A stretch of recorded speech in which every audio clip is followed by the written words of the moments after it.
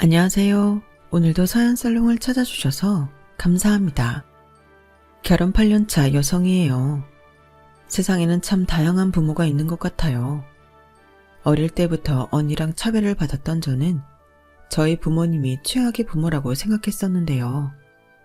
제 남편이 살아온 인생을 보니 제가 어리광을 부리고 살아온 것 같다는 생각이 들더군요. 저는 갓 20이 되던 해 결혼을 했어요.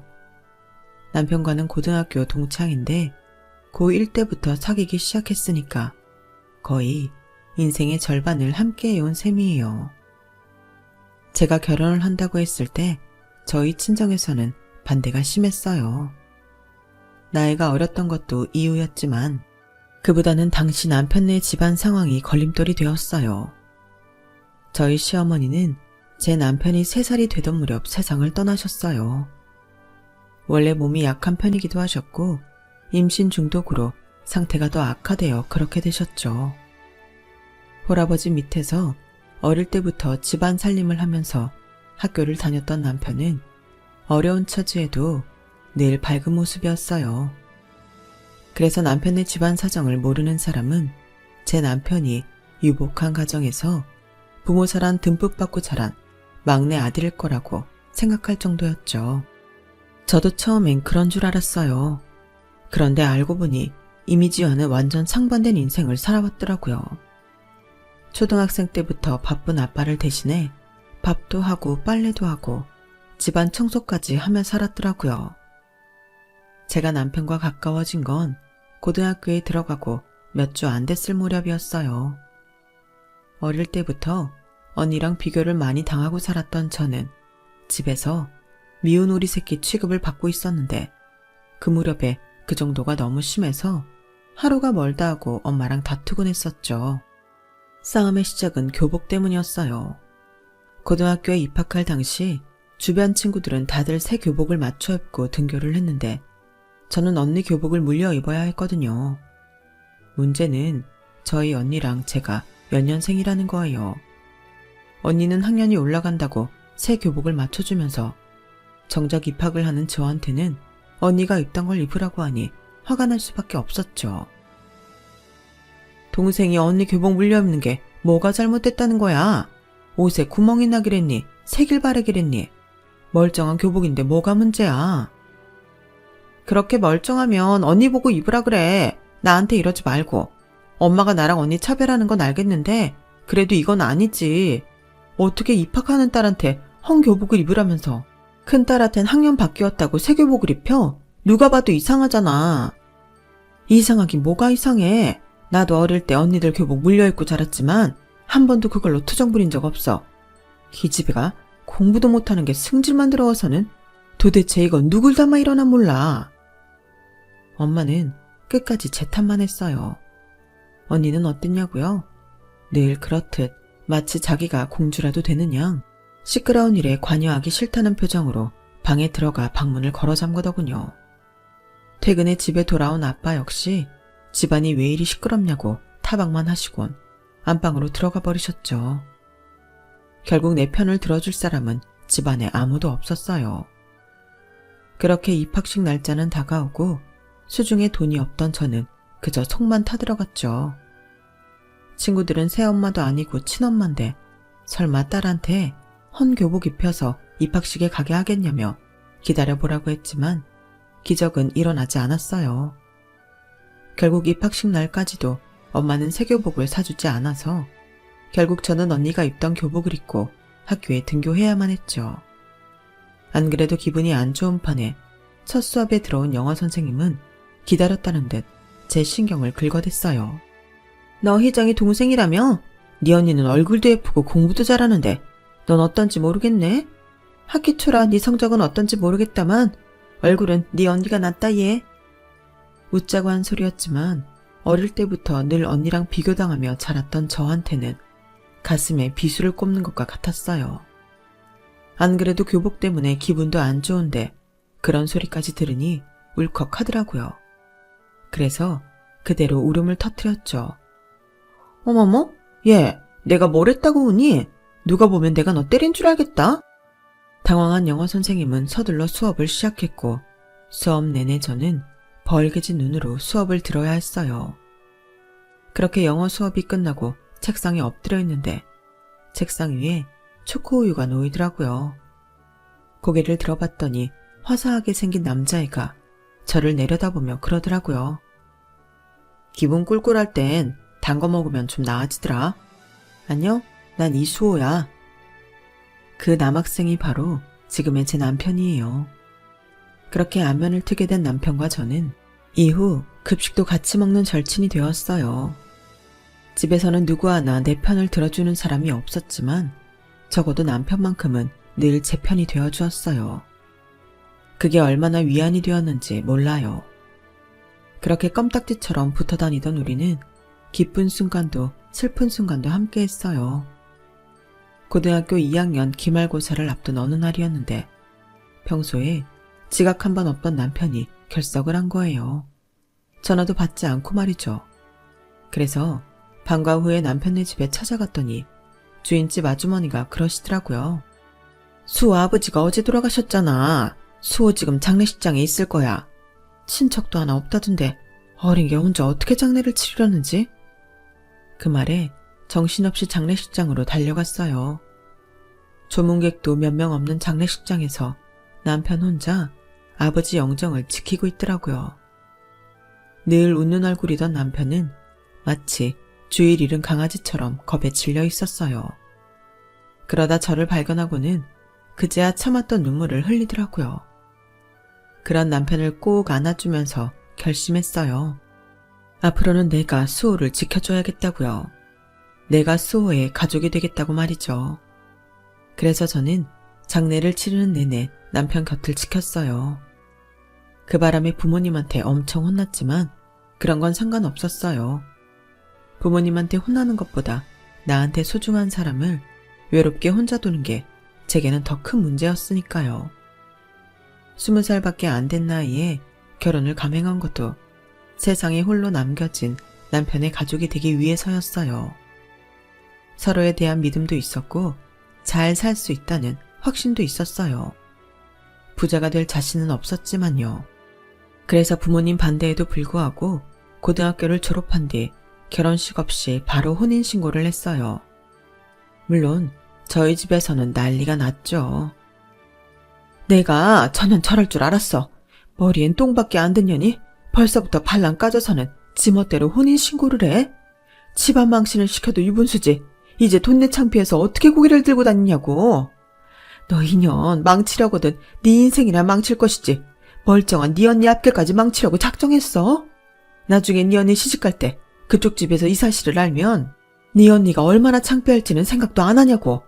도움이 안 되면 최소한 네 언니 인생에 초는 치지 말아야지. 아우 머리야. 내가 천연 때문에 제명에 못 죽어. 엄마는 끝까지 언니 걱정뿐이었어요. 그런 상황에도 아빠는 모든 걸 엄마 탓으로 돌리기에 바빴어요. 이제 와서 누구 탓을 해? 애초에 당신이 집에서 애들을 제대로 가르쳤으면 이런 일이 일어나겠냐고. 어디서 남편감이라고 데려온 놈이 고졸해? 아우, 내가 말을 말아야지. 하여간 집안 꼴 잘 돌아간다. 부모님 중 누구도 제 인생에 대해 걱정하는 분은 없었어요. 그저 남 탓을 하거나 제가 언니 인생에 걸림돌이 되지 않을까만 따질 뿐이었죠. 상황이 이러니 제 남편이 사위 대접을 받는 건 기대도 할 수 없었어요. 혼인신고를 한 뒤 저는 남편이 살고 있는 월세집에 들어가 살게 됐어요. 그 집은 아버님이 살아계실 때 남편과 둘이 살던 집이었어요. 원래는 전세였는데 아버님이 돌아가실 때 남기고 간 빚이 있어서 그걸 갚느라 보증금을 빼서 쓰게 되었던 거였죠. 하루아침에 하나뿐인 아빠마저 잃고 집도 없이 떠돌게 된 남편이 안쓰러워 주인 아주머니가 편의를 봐주셔서 시세보다 저렴하게 살고 있었어요. 상황이 이러니 저희 집에서는 저희 결혼에 말이 많을 수밖에 없었죠. 그런데 부모님께는 말씀 못 드린 비밀이 하나 있었어요. 아버님이 남긴 빚이 다 해결된 게 아니란 거였죠. 일단 급한 건 전세 보증금을 빼서 해결을 했는데 그렇게 갚고도 여전히 빚이 남아 있었거든요. 저야 진작부터 이 사실을 알고 있었고 그래서 더 결혼을 서둘렀던 이유였어요. 같이 벌면 조금 더 빨리 빚을 갚을 수 있을 테니까요. 다만 저희 부모님은 모르는 일이라는 게 문제였죠. 빚 때문이라도 빨리 취직을 해야 했지만 인문계 고등학교를 졸업한 남편과 저로서는 마땅한 자리를 잡기 힘들었어요. 차라리 실업계 고등학교를 졸업했다면 기술직으로 취직이 쉬웠을 텐데 말이에요. 그나마 남편은 고등학생 때부터 하던 패스트푸드 아르바이트 자리라도 있었지만 저는 그마저도 없어서 엄청 초조하기만 했어요. 입은 늘었고 갚아야 할 빚도 있는데 벌이는 여전하니 걱정 때문에 잠도 오지 않더라고요. 상황이 그렇게 되자 그제야 세상에서 가장 쉬운 게 공부였다는 걸 알겠더라고요. 부모님 그늘에 있을 때는 하지 않았던 생계에 대한 고민을 하게 됐으니까요. 그래도 사람이 죽으란 법은 없다고 주변 어른들 덕분에 얼마 뒤 우리 부부는 안정된 직장을 얻을 수 있었어요. 남편은 통장님 주선으로 카센터에서 일하게 되었고 저는 정육점 아줌마 동생이 운영하는 빵집에 취직을 하게 되었거든요.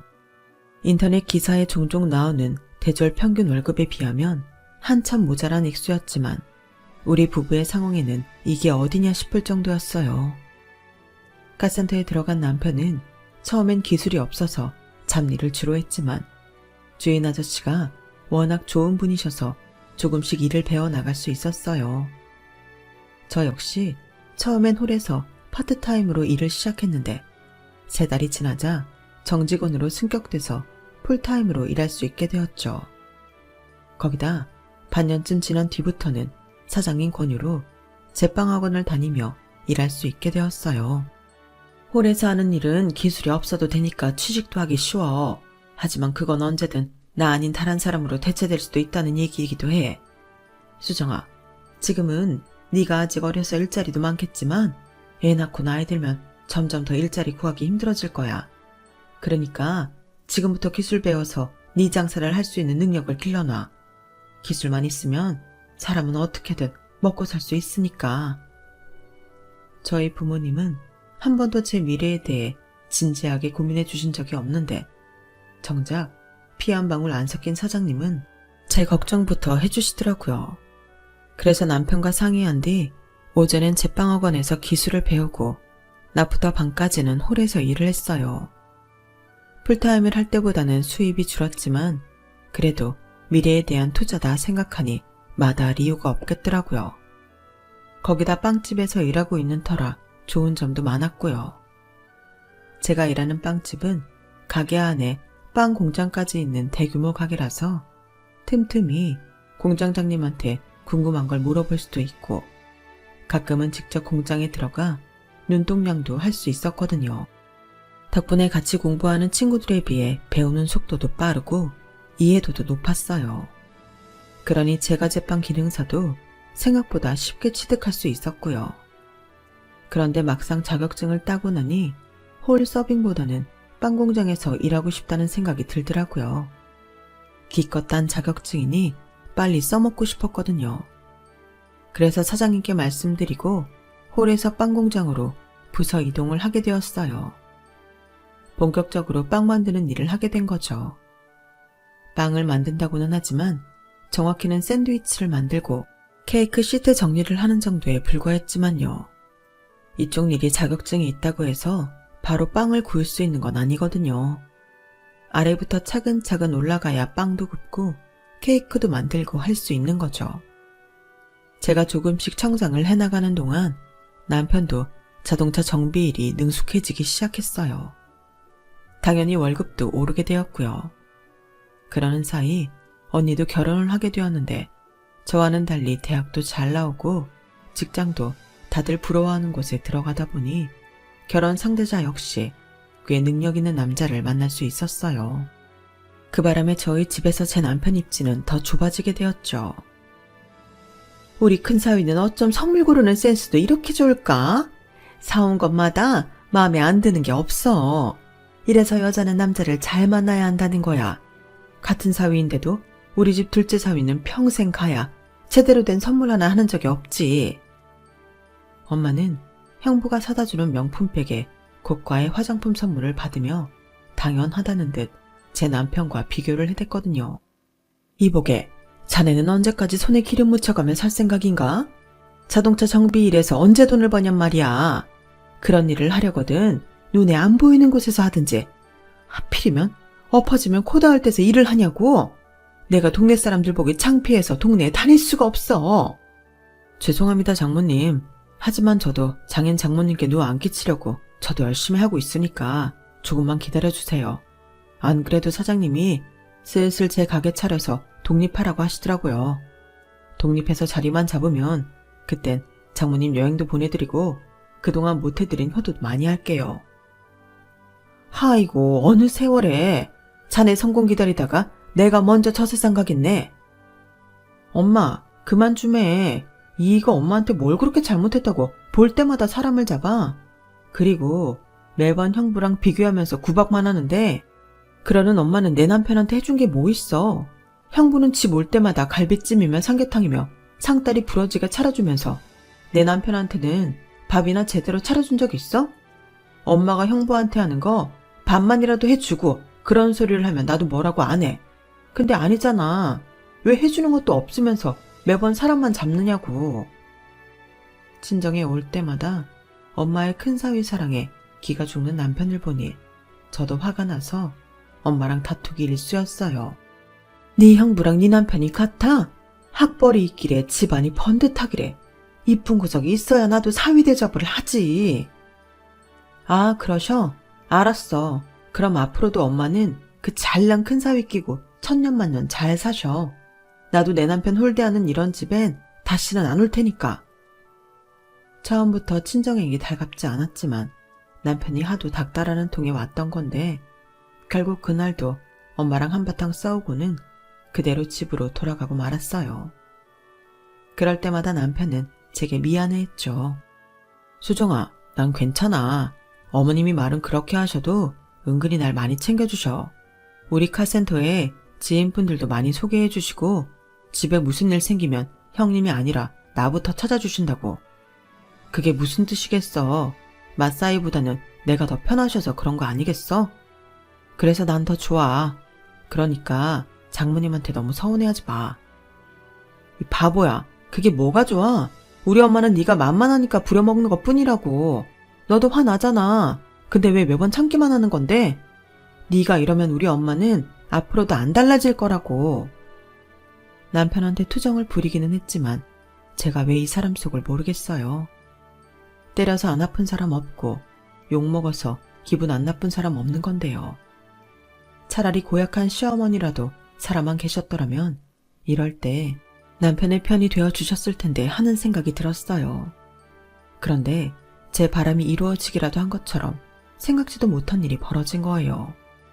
죽은 줄 알았던 시어머니가 정말 눈앞에 나타나신 거죠. 그날도 아침 일찍부터 출근해 하루 종일 빵구경에서 씨름하다 퇴근을 했는데 집 앞에 웬 아주머니가 서성대고 있더라고요. 그러다 제가 현관문 앞에서 번호키를 누르자 다가와서는 그러는 거예요. 아가씨가 이 집 살아요? 그럼 여기 살던 사람들은 이사 갔나요? 제가 여기는 30년 가까이 남편과 시아버지가 살던 집이라고 말을 했더니 아주머니가 놀란 표정으로 머뭇거리더라고요. 그리고는 입을 열었는데 네? 아주머니가 우리 그의 어머님이라고요? 그럴 리가 없는데요. 시어머니는 제 남편이 3달 되던 해 돌아가셨다고 들었어요. 25년 전에 돌아가신 분이 어떻게 살아 돌아와요? 수호 아빠가 그랬대요? 내가 죽었다고? 하긴 그 사람한테 나는 이미 죽은 사람이나 진배 없겠네요. 그래도 그렇지 어쩜 멀쩡히 살아있는 사람을 죽일 수가 있는 건지. 아니 그럼 우리 수호도 내가 죽은 줄 알고 있겠네요? 아주머니는 당황한 표정으로 되물었어요. 하지만 제가 대답해드릴 문제는 아닌 것 같아서 일단 남편을 불렀어요. 제 전화를 받은 남편은 불이 나게 집으로 달려왔죠. 아주머니는 제 남편을 보자마자 덥석 끌어안으며 눈물을 흘리셨어요.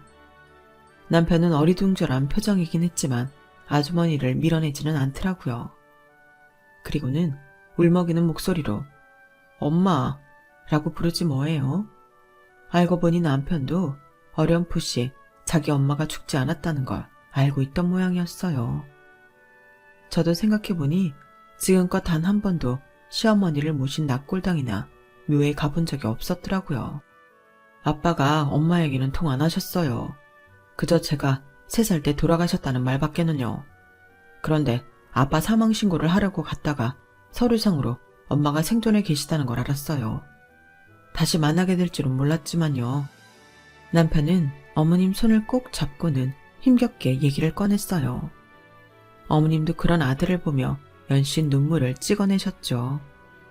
그리고는 지난날 있었던 일을 이야기해 주셨어요.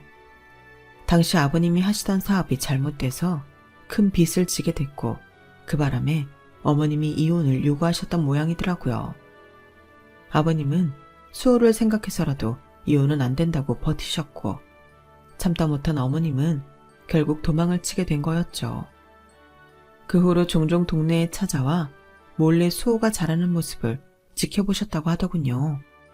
네 아빠한테 붙잡힐까봐 네 앞에 나타날 수가 없었다. 핑계라고 해도 좋아. 하지만 그때는 나도 어떻게든 살아야 했으니까. 미안하다 수호야. 내가 너한테 입이 10개라도 할 말이 없구나. 솔직히 저는 시어머니에 대해서는 미심쩍은 구석은 많았어요. 하지만 죽은 줄 알았던 엄마가 돌아와서 남편이 행복해하는 모습을 보니 말을 꺼낼 수 없더라고요. 제가 갑작스런 시어머니의 등장에 대해 의구심을 가지게 된 데는 여러 가지 이유가 있었지만 그중 가장 큰 이유는 나타난 시기였어요. 하필 남편과 제가 아버님이 남기신 빚을 다 갚은 시점에 어머님이 등장하셨으니까요. 우리 부부는 결혼하고 8년 동안 정말 쉼없이 그 빚을 갚아왔거든요. 남편이 군대에 가 있는 동안에도 제가 그 빚을 갚느라 얼마나 힘이 들었나 몰라요. 그땐 저도 일을 시작한 지 1년 남짓한 때라서 벌이가 신통치 않았거든요. 그건 뭐 그렇다 치더라도 아버님이 두려워 그동안 아들 앞에 나서지 않으신 거라면 아버님 돌아가신 시점에 나타나실 수도 있었던 거잖아요. 그런데 왜 10년 넘게 기다렸다가 하필 지금 오신 거냐는 거예요. 생각하면 할수록 이상한 점 투성이었지만 그래도 남편을 생각해 참았어요. 그런데 집 나간 지 25년 만에 돌아온 시어머니 행동이 저를 더 안 좋은 생각을 하게 만들었지 뭐예요. 얘, 이리 좀 앉아봐라. 내가 이런 말 한다고 네가 기분 나빠할지는 모르겠지만 그래도 앞으로 안 보고 살 사이도 아니고 고부지간으로 평생 보고 살 사이니 내가 할 말은 해야겠다.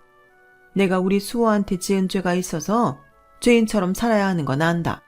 하지만 내가 너한테 죄 지은 건 아니잖니? 그러니 앞으로 시어머니 대접은 제대로 해줬으면 좋겠구나. 이렇게 시작된 시어머니의 훈계는 끝없이 이어졌어요.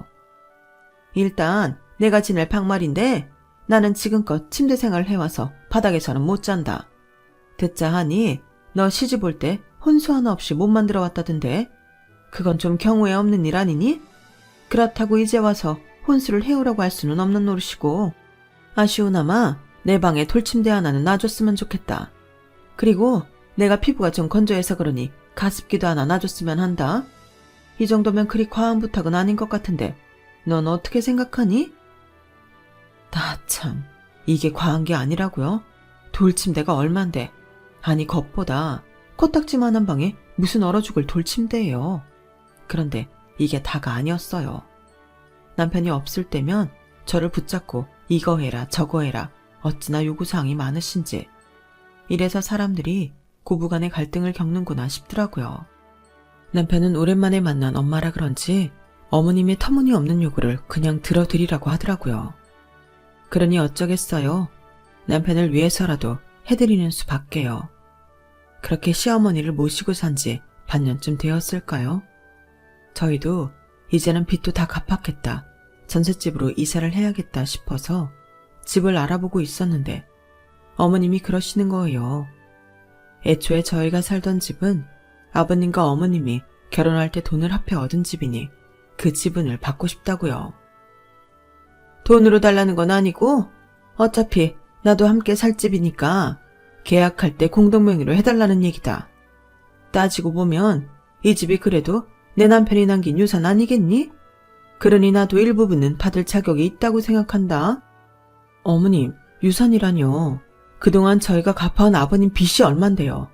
어머님, 이건 좀 너무하신 건 아닌가요? 아니, 그 이랑 얘기는 하신 거예요? 수호가 그렇게 하자고 해요? 예, 여기서 수호 얘기가 왜 나오니? 너 지금 내 아들 앞세워 날 못된 시험이 만들 셈이냐?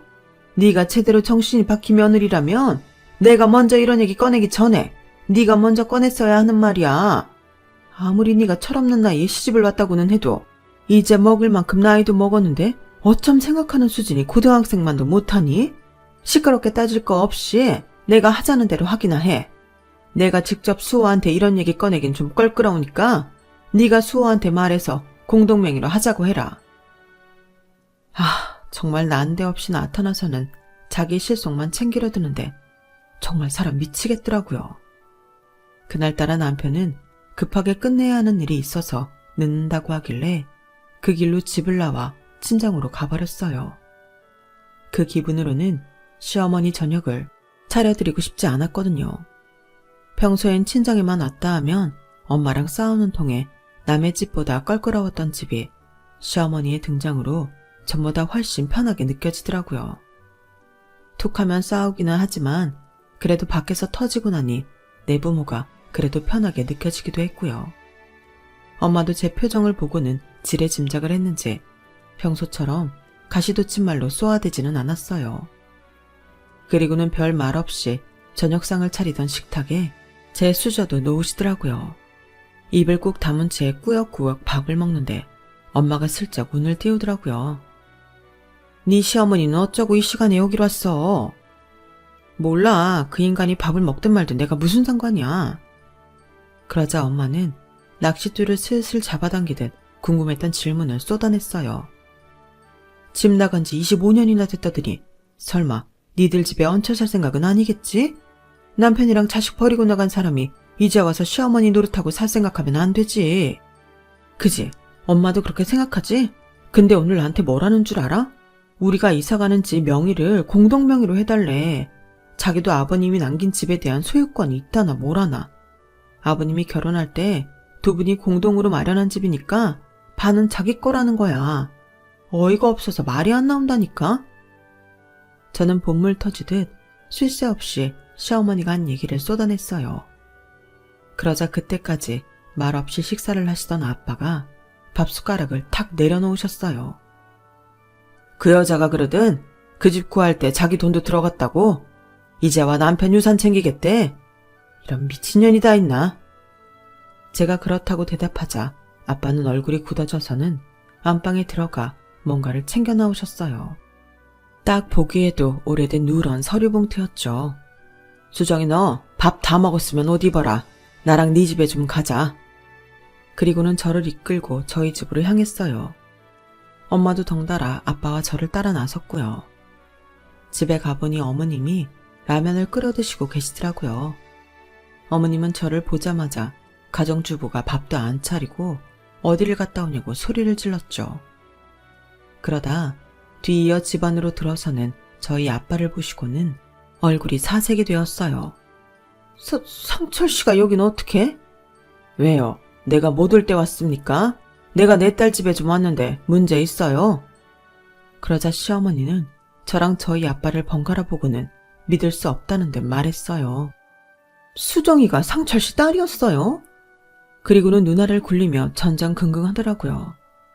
분명 두 사람 사이에 무슨 사연이 있는 것 같았어요. 그래서 엄마와 저는 아빠와 시어머니를 흥미진진하게 바라보았죠.